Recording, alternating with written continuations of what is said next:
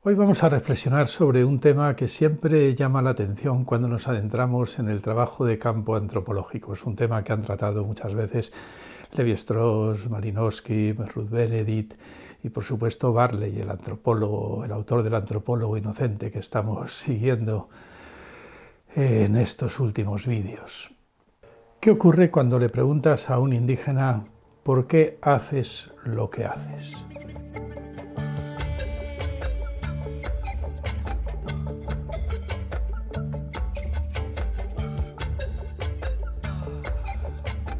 En el capítulo anterior habíamos visto a Barley ciertamente muy desconcertado porque los indígenas que estaba estudiando, los doguayos, daba la impresión de que en realidad no hacían nada de nada. Pero Barley estaba en realidad esperando a que llegara el momento de la fiesta de la circuncisión, una fiesta importante en que practican uno de sus ritos fundamentales, la circuncisión del pene. Es un ritual ciertamente doloroso y bastante escabroso. No se limitan a eliminar el prepucio del pene, sino que pelan el pene hasta su base de una manera muy peculiar. Sea como sea, el tema al que nos referimos aquí es una especie de círculo tautológico o vicioso que consiste en lo siguiente. Si preguntas a un indígena por qué haces lo que haces, por qué, por ejemplo, practicas la circuncisión de esta determinada manera, te va a contestar de forma prácticamente invariable: lo hacemos así porque es bueno. Y si preguntas ¿y por qué es bueno?, te contestarán: porque lo hicieron los ancestros. Barley dice: y yo preguntaba entonces astutamente: ¿y por qué lo hicieron los ancestros? Porque es bueno, me contestaban. Nunca conseguí arrancarles otro tipo de respuesta. Todas sus respuestas, todas sus explicaciones comenzaban y terminaban en lo bueno que era lo que hicieron los ancestros. Y eso que Barley se esforzó muchísimo en tirarles de la lengua como pudo para intentarles sacar de ahí. A veces incluso consiguió recibir algún tipo de explicación, pero fijaros qué tipo de explicación.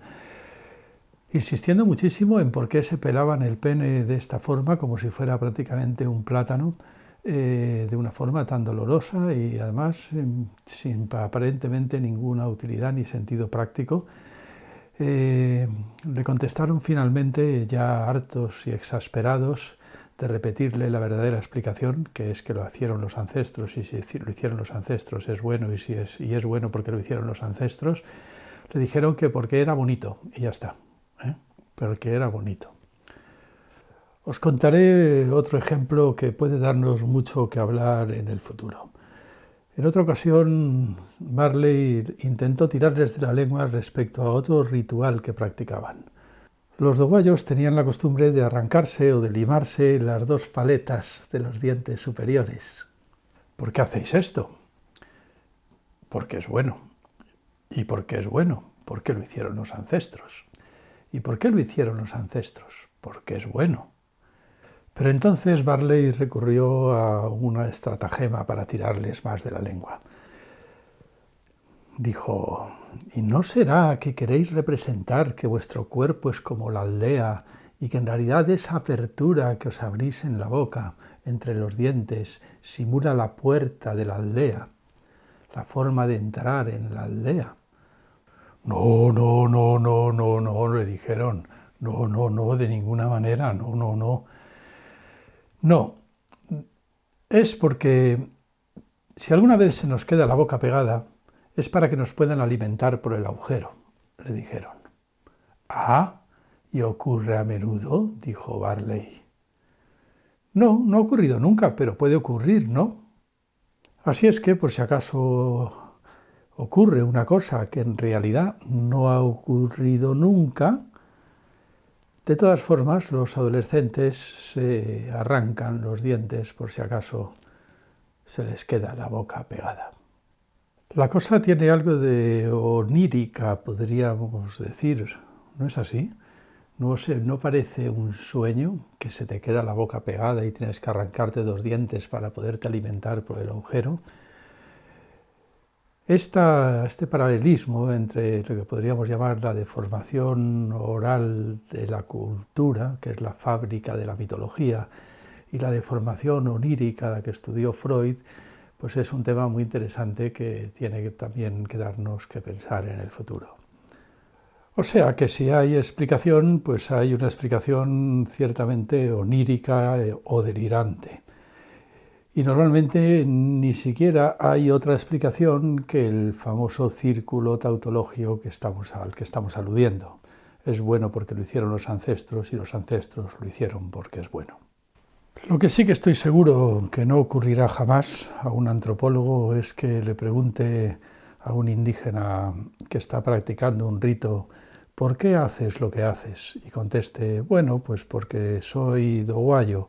Si en lugar de ser doguayo fuera de la tribu vecina, pues haría otras cosas, porque cada uno hacemos lo que nos parece, porque somos todos posmodernos. Pues mira, no, los indígenas no tienen nada de posmodernos, muy al contrario. Resulta que siempre pretenden tener razón al hacer lo que están haciendo, porque es bueno. Están muy orgullosos de ser quienes son, porque gracias a lo que hicieron sus ancestros, sus cabeza de pimiento, se separó el cielo de la tierra. Gracias a eso sabemos con quién nos podemos casar y con quién no. Gracias a eso tenemos animales con los que alimentarnos y sabemos que lo crudo y lo cocido están separados por la cocina. Nuestros ancestros hicieron las cosas bien y además precisamente pusieron nombre a las cosas y fundaron nuestra lengua. Así es que más bien nos encontramos todo lo contrario de un relativismo tolerante, nos encontramos con una tozuda reivindicación de sus propias costumbres. Los indígenas no siguen sus costumbres por ser costumbres, sino porque pretenden tener razón con ellas. Y además mucha razón y sobre temas bien importantes, porque claro, si los ancestros nos enseñaron nada más ni nada menos que a separarnos de los animales, a que el cielo se separe de la tierra y sobre todo a que no haya incesto, que no seamos incestuosos o que no seamos caníbales, que no nos comamos a nuestros hijos, cosas de este tipo, pues entonces habrá que reconocer que siguiendo nuestras costumbres que nos enseñaron nuestros ancestros logramos ser unos buenos seres humanos, lo que a su vez implica que los de la comunidad al lado que siguen unas costumbres que no son las mismas probablemente no sean unos buenos seres humanos. Quizás ocurra que ni siquiera sean seres humanos.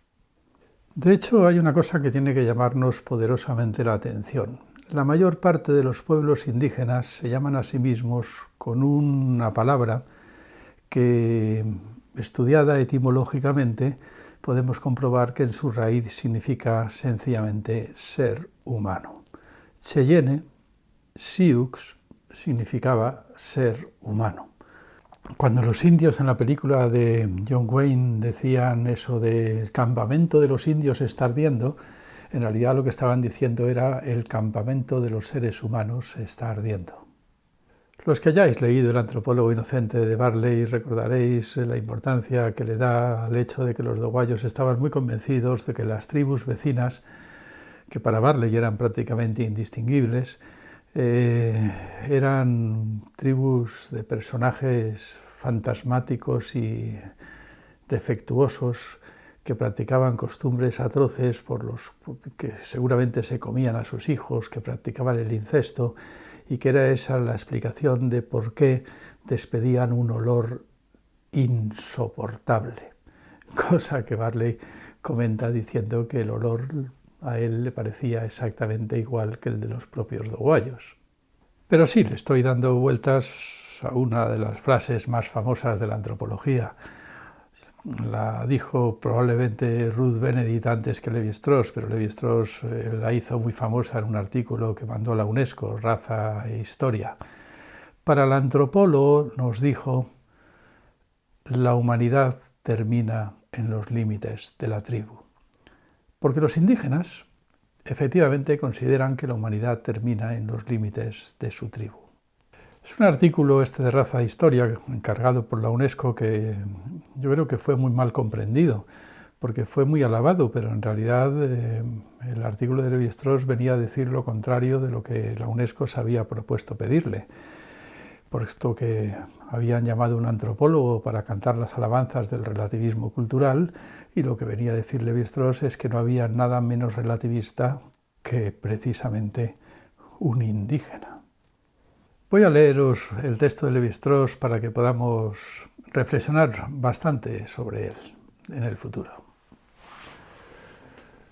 La humanidad cesa en las fronteras de la tribu, del grupo lingüístico, a veces hasta del pueblo, al punto de que gran número de poblaciones llamadas primitivas se designan a sí mismas con un nombre que significa los hombres, o a veces, diremos con más discreción, los buenos, los excelentes, los completos, implicando así que las otras tribus, grupos o pueblos no participan de las virtudes o aún ni siquiera de la naturaleza humana, sino que a lo más se componen de malos, de perversos, de monos de la tierra o de liendres.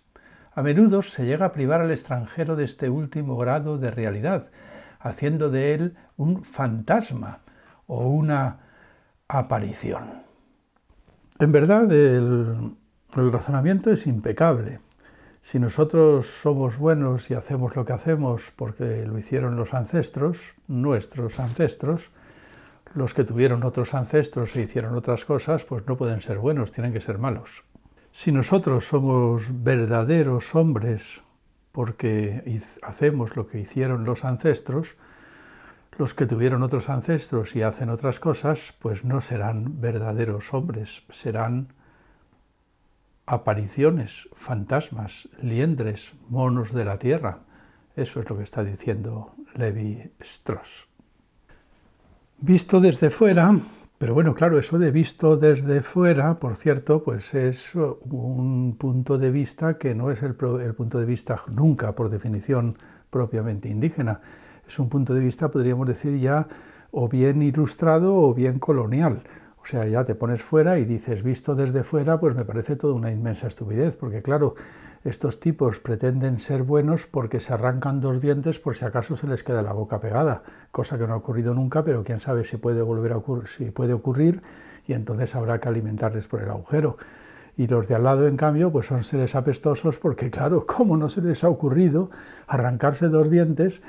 Porque si acaso se les queda la boca pegada, pues, y si se les queda la boca pegada, ¿qué? ¿Cómo se van a alimentar? Son muy tontos estos. Claro que no ha ocurrido nunca, pero si ocurre, ¿qué van a hacer? Esos es que están mal hechos, es que no han entendido, porque no tienen unos buenos ancestros que les hayan educado. Eso sin contar con que vete a saber si distinguen entre los animales y los seres humanos y no se van por la noche todos a dormir a las granjas con las vacas y los cerdos. Bueno, ya sé, puede parecerles un poco exagerado todo esto, pero no es tan exagerado. Lo que es muy interesante. Pero bueno, si queréis ver que no es tan exagerado, no tenéis más que pensar un poco en lo que piensan los hinchas del Real Madrid y los hinchas del Atlético de Madrid. A ver si pensáis que piensan que no tienen un olor insoportable o que no practican ritos abominables entre ellos. En todo caso, en este canal, en otras series, nuestra serie sobre Sócrates y Platón, hemos reflexionado mucho sobre la Declaración de los Derechos Humanos y sobre la Ilustración y sobre por qué de pronto surge en la cabeza de algunos seres humanos la idea de algo así como una república cosmopolita. Pero no es este el tema propiamente antropológico de la identidad cultural propia del pensamiento mítico.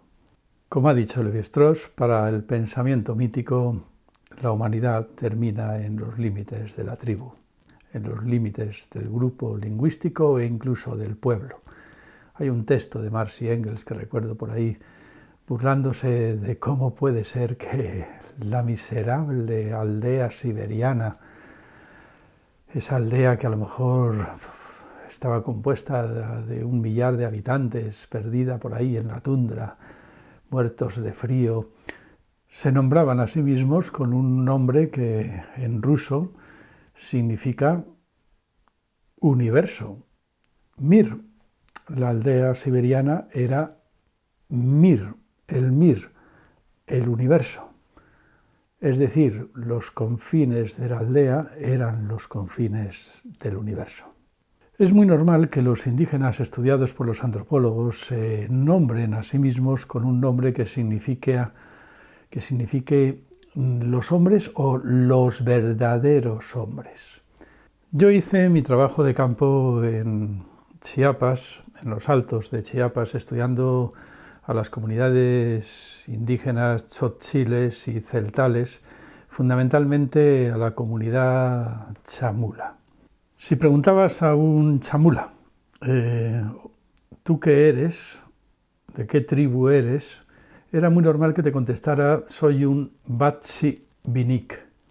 Batsi Binik quiere decir en realidad literalmente, Binik quiere decir hombre y Batsi quiere decir verdad. Soy un verdadero hombre. Y si le preguntabas qué lengua hablaba una lengua que se llamaba el tzotzil, lo que te decía era que hablaba una Batsikop, es decir, una verdadera lengua, lo que indicaba de alguna forma que, por ejemplo, la lengua que tú hablabas no era una verdadera lengua. Os podría contar algunas anécdotas graciosas que me ocurrieron con mi informante favorito, que a la sazón se convirtió en mi profesor de tzotzil.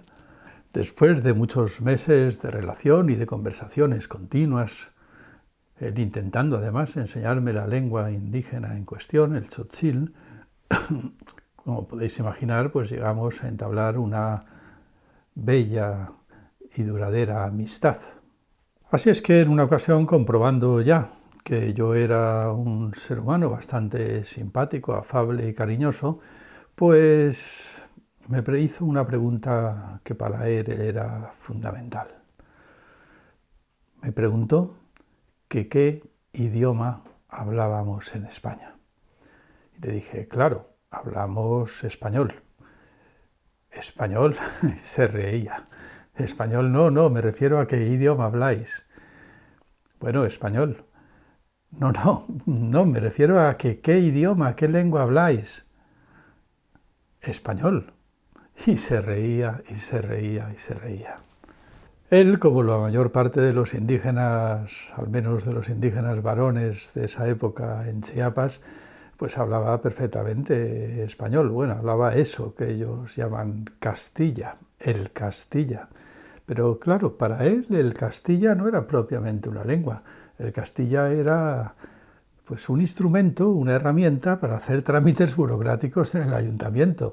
Era una lengua que se escribía, que servía para escribir, pero no para hablar. Y él lo que me había preguntado es que qué lengua hablábamos en España, no qué lengua escribíamos. Es como si yo le hubiera dicho que hablábamos entre nosotros en el lenguaje propio del Boletín Oficial del Estado. Intentaba hacerse comprender preguntándome, no me refiero al Castilla, me refiero a qué lengua hablas tú con tu hijo, qué lengua hablas con tu mujer. Yo había ido ahí con mi mujer y con mi hijo, que por cierto estaba en esos momentos recién nacido. Tuvo mucho éxito entre los indígenas porque les parecía un muñeco de la tele. Él lo que me preguntaba era que qué Batsikop, qué verdadera lengua hablaba yo con mi hijo. Y por supuesto el Castilla no es una verdadera lengua porque no es una lengua para hablar, es una lengua para escribir y hacer trámites. Una de las primeras frases que logré entender en mi experiencia de campo en Chiapas fue la frase Musaj si, que era lo que decían las mujeres cuando yo me subía, por ejemplo, en una furgoneta de estas que me llevaban de un pueblo a otro, y entonces las mujeres que llevaban en sus brazos normalmente un hijo pequeño, un niño pequeño, lo cubrían con su manto y decían inmediatamente Musasi, Musasi. Musasi en realidad quiere decir no tengas miedo. Era como si hubiera entrado en la furgoneta una aparición. Quizás un ser humano, bueno, un gringo.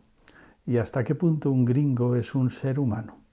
¿Hasta qué punto un gringo que hace cosas tan distintas a las que hicieron los ancestros, teniendo en cuenta que nosotros hacemos lo que hacemos los ancestros porque es bueno, y es bueno porque lo hicieron los ancestros, ¿en qué sentido un gringo es quizás o no un ser humano? Propiamente un ser humano. ¿En qué sentido es un Batsi Binik, un verdadero hombre, si ni siquiera habla una Batsi Kop, una verdadera lengua? Así pues, tenemos que acostumbrarnos a esta constatación. Para el antropólogo, la humanidad termina en los límites de la tribu, porque para los indígenas la humanidad termina o tiende a terminar, porque todo es muy relativo luego también, por supuesto, en los límites de la tribu. Naturalmente de ello se deriva un inevitable etnocentrismo brutal y tozudo. Es interesante hacer el experimento de pedirle a un indígena que dibuje un mapa y que sitúe ahí dónde está su pueblo, dónde está su comunidad. Así se lo pedí una vez a Andrés, mi informante. Le dije que me dibujara dónde estaba Chamula, su pueblo, y dónde estaba Distrito Federal, México. Dibujó su pueblo muy grande y no muy cerca, pero tampoco demasiado lejos, dibujó Distrito Federal, bastante pequeñito. Y me preguntó, ¿y dónde quedaría España? ¿Dónde la pongo? Y entonces yo le dije, pues si tu pueblo está aquí, mi Distrito Federal está aquí, habría que irse muy lejos, espera. Me fui por el pasillo hasta la cocina y desde la cocina le grité, España habría que dibujarla poco más o menos por aquí porque está muy lejos. ¿Tan lejos? Me dijo, muy lejos. Y entonces me preguntó, ¿y hay coches? ¿Hay coches en España? Sí, claro que hay coches. ¿Y cómo los llevan tan lejos? Me preguntó. Os puedo asegurar que mi informante Andrés no tenía ni un solo pelo de tonto, era más bien incluso desde ciertos puntos de vista un grandísimo artista que trabajaba para un escultor bastante famoso de Chiapas. Lo que pasa es que puede ser un prejuicio muy arraigado esto de estar convencido de dónde está el centro del mundo y pensar que el centro del mundo está precisamente en tu pueblo. Pero es bastante lógico pensarlo así, al fin y al cabo. No es la lógica de la Ilustración, pero sí es la lógica del pensamiento mítico que estamos tratando. Había una película que se llamaba Los dioses deben de estar locos, que era muy interesante a este respecto. Era muy entretenida y, bueno, en realidad contaba una cosa bastante bien contada, una cosa de mucho interés desde el punto de vista antropológico. Trataba de una tribu africana, en la estepa africana, que veía que pasaba una avioneta y uno de los gringos, digámoslo así, que iban en la avioneta tiraba una botella de Coca-Cola vacía, ¿no? Y bueno, pues mira por dónde caía ahí, ¿no? No se rompía y resultaba pues un regalo de los dioses, un regalo de los dioses. El caso es que todos empezaban a pelear por la Coca-Cola, les parecía una cosa insólitamente mágica y al final pues la Coca-Cola acababa generando un enorme conflicto porque alguien la tiraba, le daba a la hija del jefe en la cabeza, el jefe se enfadaba y al final lo que acaban diciendo es coge esta Coca-Cola, le encargan a un tipo y llévala al fin del mundo porque es un objeto diabólico que nos está estropeando la vida. Y de eso trataba la película, del pobre pigmeo, creo que era, que se llevaba la botella de Coca-Cola al fin del mundo y pasaba por el camino pues muchas aventuras que eran el argumento de la película. Pero al final, finalmente llegaba al fin del mundo, que era sencillamente una ladera con un mar de nubes que tenía delante y ahí por fin arrojaba ese objeto diabólico, la Coca-Cola, en el fin del mundo. ¿A qué distancia del centro de su aldea? Pues yo qué sé, digamos que 15 kilómetros, 20 kilómetros, 40 kilómetros. Eso era el contorno del universo. Sí, es como si el ser humano no estuviera muy preparado para vivir en algo así como en la Guerra de las Galaxias. 15 kilómetros y punto. Con eso tiene más que de sobra. ¿Y los límites de la humanidad? Pues ahí terminan, en la tribu, en el grupo lingüístico, en aquellos que tienen en realidad los mismos ancestros, de tal manera que hacen lo que tienen que hacer porque es bueno. De relativismo, nada. Eso debió de ser un invento precisamente de la Ilustración, a pesar de que luego precisamente se le acuse a la Ilustración de todo lo contrario. Los seres humanos, los verdaderos seres humanos, siempre tenemos razón. Y tenemos razón porque hacemos lo que hicieron los ancestros, que hicieron lo que es bueno, y es bueno porque lo hicieron los ancestros. Así es que de algún modo los ancestros delimitan las fronteras de la humanidad. ¿Quién eres? Soy un Batsi Binik, soy un verdadero hombre. Soy un verdadero hombre porque hago lo que está bien hacer. Y hago lo que está bien hacer porque lo hicieron los ancestros, que hicieron lo que es bueno. No nos engañemos. Esta ha sido la normalidad etnográfica, la normalidad antropológica desde el Neolítico para acá hasta nuestros días. Y para muchos habitantes actuales de nuestro mundo turbocapitalista, la cosa tampoco ha cambiado tanto. Quedémonos con esta idea por el día de hoy. La humanidad, para el antropólogo, termina en los límites de la tribu, del grupo lingüístico, incluso del pueblo.